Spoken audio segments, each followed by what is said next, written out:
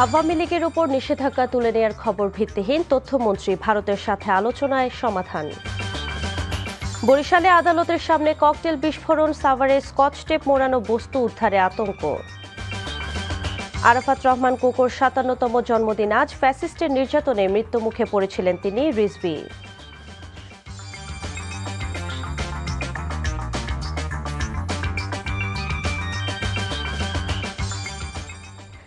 আসসালামু আলাইকুম। আতকিয়া আদিবা চৌধুরী স্বাগত জানাচ্ছি এনটিভির দুপুরের খবরে। আই গ্যাস ইউনাইটেড শিরোনাম দেখছিলেন, এবার পুরো খবর। আওয়ামী লীগের উপর নিষেধাজ্ঞা তুলে নেয়ার বিষয়টি মিথ্যা, ভিত্তিহীন। সামাজিক যোগাযোগ মাধ্যমে ছড়ানো এমন গুজবকে আমলে নিচ্ছে না সরকার, এমন কথা জানিয়েছেন তথ্য ও সম্প্রচার মন্ত্রী জহির উদ্দিন স্বপন। সকালে ফরেন সার্ভিস একাডেমিতে আন্তর্জাতিক যুব দিবসের অনুষ্ঠান শেষে মন্ত্রী বলেন, ভারতের সাথে জটিলতা সমাধানযোগ্য। এক্ষেত্রে ভারতের ইতিবাচক মনোভাবের অপেক্ষায় বাংলাদেশ। প্রতিটি স্তরে যুব সমাজকে নতুন চ্যালেঞ্জ গ্রহণ করতে হবে উল্লেখ করে মন্ত্রী বলেন, বর্তমান প্রধানমন্ত্রী যুব সমাজের উন্নতিতে সর্বোচ্চ চেষ্টা করে যাচ্ছেন। একই অনুষ্ঠানে যুব ও ক্রীড়া প্রতিমন্ত্রী আমিনুল হক জানান, ঘরে বসে যেন যুব ও নারীরা ফ্রিল্যান্সিং এর মাধ্যমে নিজেদের কর্মসংস্থান তৈরি করতে পারে, সেই লক্ষ্যে কাজ করছে সরকার। সরকার এই লক্ষ্যে দেশের ৬৪টি জেলায় এরই মধ্যে ফ্রিল্যান্সিং কর্মসূচির উদ্বোধন করেছে। আওয়ামী লীগের উপরে নাকি নিষেধাজ্ঞা তুলে নেওয়ার একটা গুজব ছড়িয়ে পড়েছে। এই ধরনের কোনো গুজব এখন পর্যন্ত সরকারের কানে আসেনি। যে গুজব কানে আসে নাই সে বিষয়কে আমরা এখন পর্যন্ত কগনিজেন্সে নিতে চাচ্ছি না। ভারতের রাষ্ট্রদূত নিজেই আমাদের মাননীয় প্রধানমন্ত্রীর সঙ্গে কথা বলে বেরিয়ে বলেছেন, দুই দেশের এমন কোনো সমস্যা নাই যা সমাধান করা যাবে না। কথা বলেই তিনি ভারতের প্রধানমন্ত্রীর সঙ্গে দেখা করতে গিয়েছেন। আমরা অধীর আগ্রহে অপেক্ষা করছি ইতিবাচক ফলাফলের জন্য। মরহুম আরাফাত রহমান কোকোর ৫৭তম জন্মদিনে তার কবর জিয়ারত করেছেন প্রধানমন্ত্রীর উপদেষ্টা ও বিএনপির সিনিয়র যুগ্ম মহাসচিব রুহুল কবির রিজভী। রিজভীর নেতৃত্বে সকালে বনানী কবরস্থানে আরাফাত রহমান কোকোর কবরে শ্রদ্ধা নিবেদন করেন বিএনপি ও অঙ্গ সংগঠনের নেতাকর্মীরা। যুব ও ক্রীড়া প্রতিমন্ত্রী আমিনুল হক এই সময় উপস্থিত ছিলেন।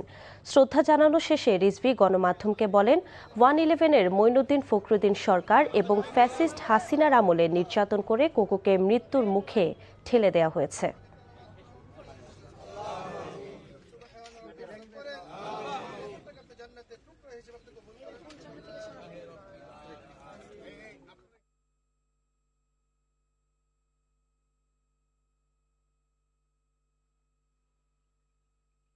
মরহুম আরাফাত রহমান কোকো এমন এক পরিবেশে, এমন এক পরিস্থিতিতে তিনি পৃথিবী থেকে চলে গেলেন, এই যাওয়াটাও ফ্যাসিবাদের এক চূড়ান্ত বহিঃপ্রকাশের মুখেই তিনি আর নিজেকে ধাতস্থ করতে পারেননি।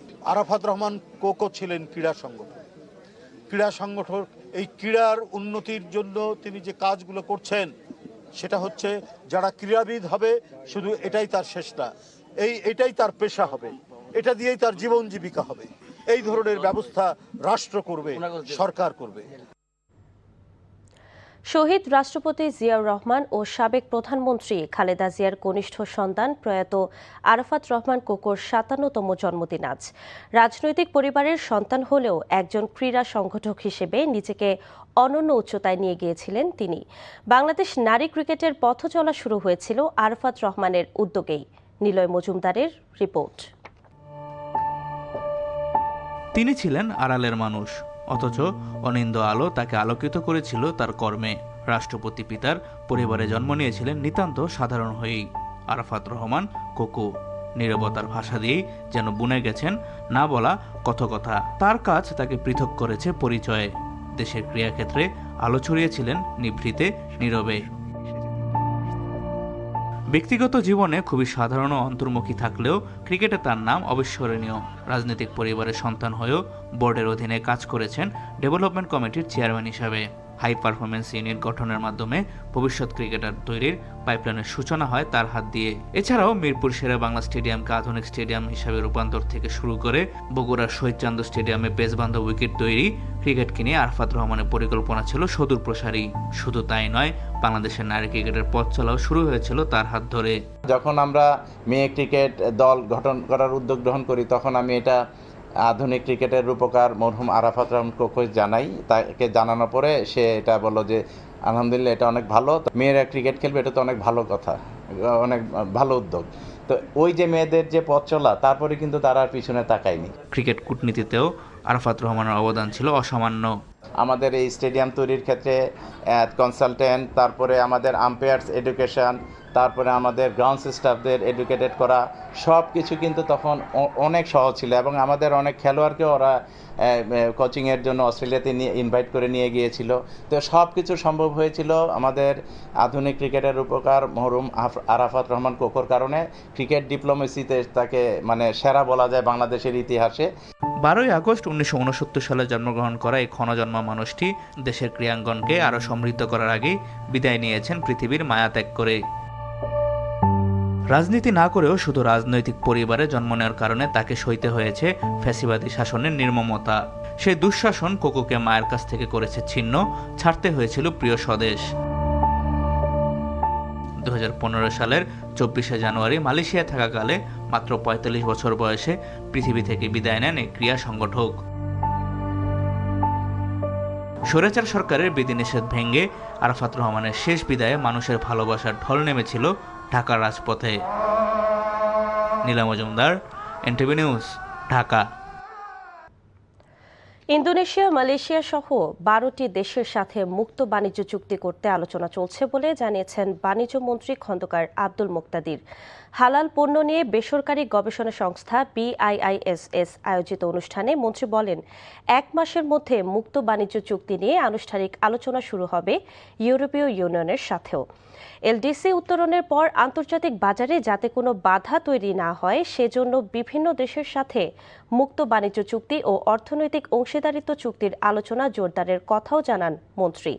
অনুষ্ঠানে বক্তারা বলেন, বৈশ্বিক হালাল পণ্যের বাজার $3 ট্রিলিয়ন হলেও বাংলাদেশের অংশগ্রহণ $1 বিলিয়নেরও নিচে। ইন্দোনেশিয়া, মালয়েশিয়া সাথেও আগামী দিনে FTA-তে যাব। এছাড়াও আরও 10-12টা দেশের সাথে আমাদের FTA নেগোসিয়েশন চলমান। ইউরোপিয়ান ইউনিয়নের সাথেও হয়তো মাসখানেক পরে আমাদের আনুষ্ঠানিকভাবে আলোচনাটা শুরু হবে।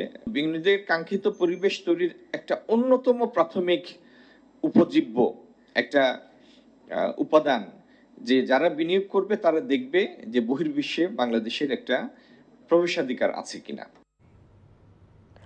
বরিশালে চিফ জুডিশিয়াল ম্যাজিস্ট্রেট আদালতের সামনে ককটেল বিস্ফোরণ হয়েছে। এতে আইনজীবীদের মাঝে আতঙ্ক দেখা দেয়। খবর পেয়ে দ্রুত ঘটনাস্থলে যান পুলিশের ঊর্ধ্বতন কর্মকর্তারা। এদিকে সাভারের নিষিদ্ধ জঙ্গি সংগঠন JMBর সদস্য সন্দেহে বিস্ফোরক সহ একজনকে গ্রেফতার করা হয়েছে। প্রেসার কুকারে কালো স্কচ টেপ মোড়ানো সদৃশ্য বস্তু দেখে স্থানীয়দের মাঝে আতঙ্ক দেখা দিয়েছে। বিস্তারিত জীবন আহমেদের ডেস্ক রিপোর্টে। বরিশাল চিফ জুডিশিয়াল ম্যাজিস্ট্রেট আদালত চত্বরে স্বাভাবিক কার্যক্রম চলছিল। সকাল আনুমানিক 10টার দিকে প্রধান ফটকের সামনে বিকট শব্দ হয়। আতঙ্ক ছড়িয়ে পড়ে বিচারক ও আইনজীবীদের মাঝে। হুড়হুড়ি করে অনেকে নিচে নেমে আসেন। খবর পেয়ে দ্রুত ঘটনাস্থলে ছুটে আসেন পুলিশের ঊর্ধ্বতন কর্মকর্তারা।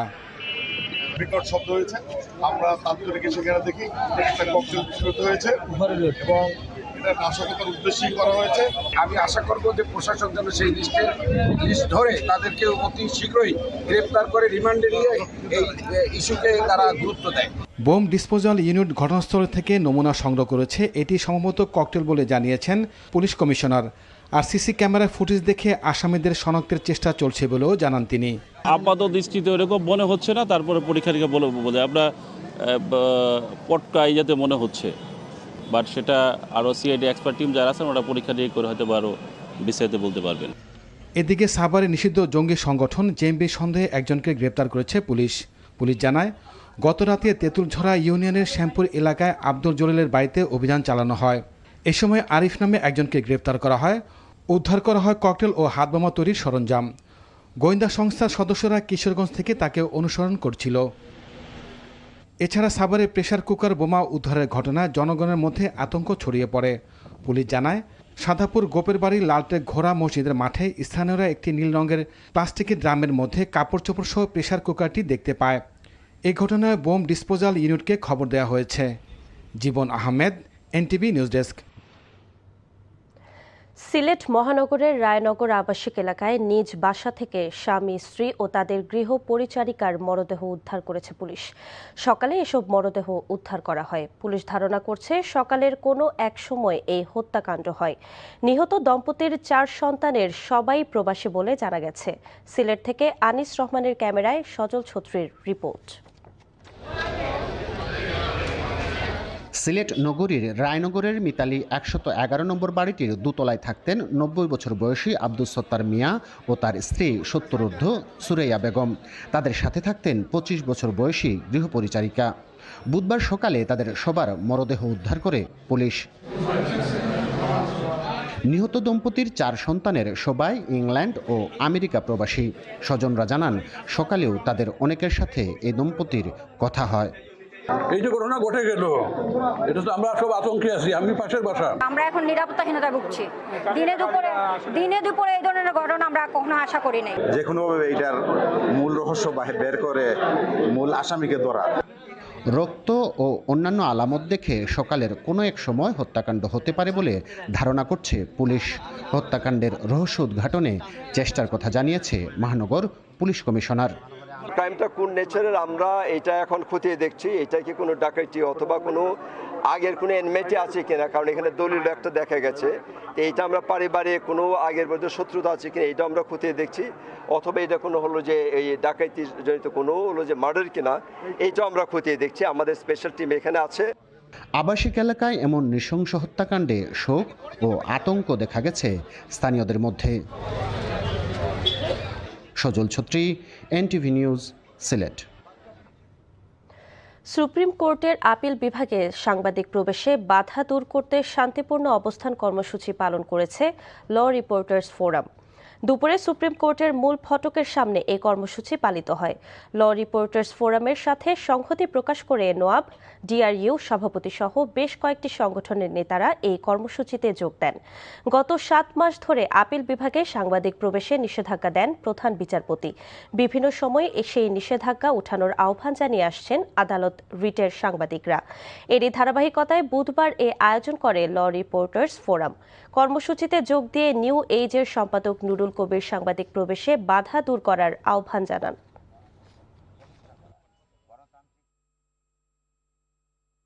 সংবাদ মাধ্যমের দায়িত্ব পালন করার ক্ষেত্রে যখন সর্বোচ্চ আদালত বাধাগ্রস্ত করে, বাধা তৈরি করে এবং বিভিন্ন সময় দীর্ঘদিন ধরে তাদের সঙ্গে সমঝোতার চেষ্টা করার পরেও তার প্রতি যখন সম্মান দেখানো হয় না, এই মুহূর্তে সেই নেতৃত্বের, এই বৈচারিক আদালতের নেতৃত্বের গণতন্ত্র পরায়ণতাকে আমাদের মধ্যে প্রশ্ন জাগতে বাধ্য। চট্টগ্রামের শীর্ষ সন্ত্রাসী ডেভিড ইমনকে চাঁদাবাজির একটি মামলায় 5 দিনের রিমান্ড মঞ্জুর করেছে আদালত। সকালে চট্টগ্রামের জুডিশিয়াল ম্যাজিস্ট্রেট লোকমান হাকিম শুনানি শেষে এ আদেশ দেন।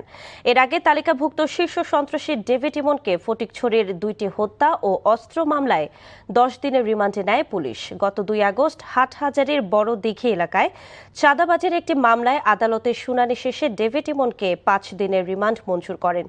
ইমন শীর্ষ সন্ত্রাসী বড় সাজ্জাদের হয়ে বিভিন্ন ব্যক্তি ও প্রতিষ্ঠানের কাছে নিয়মিত চাঁদা আদায় করে আসছিল। চাহিদার তুলনায় অর্ধেকেরও কম গ্যাস সরবরাহের কারণে আবারও তীব্র গ্যাস সংকটে পড়েছে বন্দর নগরী Chattogram. Karnaphuli gas distribution company জানিয়েছে, চট্টগ্রামে গ্যাসের চাহিদা 400 মিলিয়ন ঘনফুট। সকাল পর্যন্ত সরবরাহ নেমে এসেছে অর্ধেকেরও কমে। গ্যাসের সরবরাহ কমে আসায় শিল্প, বাণিজ্যিক এবং আবাসিক গ্রাহকদের দুর্ভোগ বেড়েছে বেশি। গ্যাস সংকটে শিল্প কারখানায় বয়লার চুল্লি ও জেনারেটর পূর্ণ সক্ষমতা হারিয়েছে, ফলে উৎপাদন কমে গেছে বন্দরনগরীর কারখানাগুলোতে। চট্টগ্রাম বন্দর সীমা সহ বহির্নোঙরে জাহাজের নিরাপত্তা ও সার্বিক পরিস্থিতি স্বাভাবিক রাখতে গণবিজ্ঞপ্তি জারি করেছে চট্টগ্রাম বন্দর কর্তৃপক্ষ। সম্প্রতি দুর্ঘটনা সহ বহির্নোঙরে বেশ কিছু জাহাজে চুরির অভিযোগ ওঠে। এ ধরনের অনাকাঙ্ক্ষিত পরিস্থিতির জন্য অননুমোদিত নৌযান চলাচল এবং অবৈধভাবে মাছ ধরার জাল স্থাপনের ফলে বাণিজ্যিক জাহাজের নিরাপদ চলাচল ব্যাহত ও দুর্ঘটনার ঝুঁকি বাড়ছে বলে মনে করে বন্দর কর্তৃপক্ষ। এ কারণে কিছু নির্দেশনা জারি করে তা অমান্য করলে আইনগত ও প্রশাসনিক ব্যবস্থার হুঁশিয়ারি দিয়েছে চট্টগ্রাম বন্দর কর্তৃপক্ষ। খবর শেষ করছি, যাবার আগে আইগ্যাস ইউনাইটেড শিরোনামগুলো আরও একবার। আওয়ামী লীগের উপর নিষেধাজ্ঞা তুলে নেয়ার খবর ভিত্তিহীন, তথ্যমন্ত্রী ভারতের সাথে আলোচনায় সমাধান। বরিশালে আদালতের সামনে ককটেল বিস্ফোরণ, সাভারে স্কচ টেপ মোড়ানো বস্তু উদ্ধারে আতঙ্ক। আরাফাত রহমান কোকোর ৫৭তম জন্মদিন আজ, ফ্যাসিস্টের নির্যাতনে মৃত্যু মুখে পড়েছিলেন তিনি রিজভী।